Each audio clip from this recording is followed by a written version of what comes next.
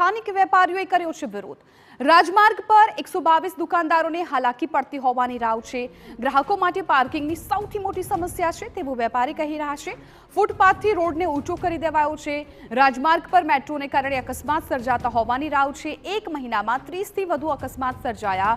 મેટ્રોના અધિકારીને રજૂઆત કર્યા છતાં નિરાકરણ નહીં તેવું વેપારી કહી રહ્યા છે। વેપારીઓની સમસ્યાનો ઉકેલ થાય તેવી તેઓની માંગ છે। વેપાર રહ્યો નથી કારણ કે यहाँ कोई पण माणस आवे ग्राहको आवे એને પાર્કિંગ ગાડી મૂકવાની સૌથી મોટી સમસ્યા। ગાડી મૂકી જ નથી શકતા। ગાડી મૂકે નહીં તો ગ્રાહક આવે જ કેમ?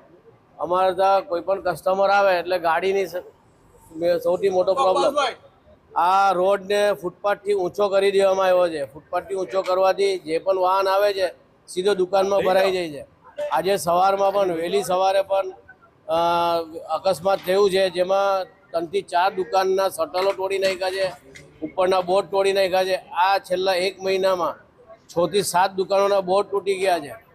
3-4 અકસ્માત તો એવા થયા છે કે જેમાં લોકોને અમારે મસ્કતીમાં સારવાર માટે લઈ જવા પડ્યા છે।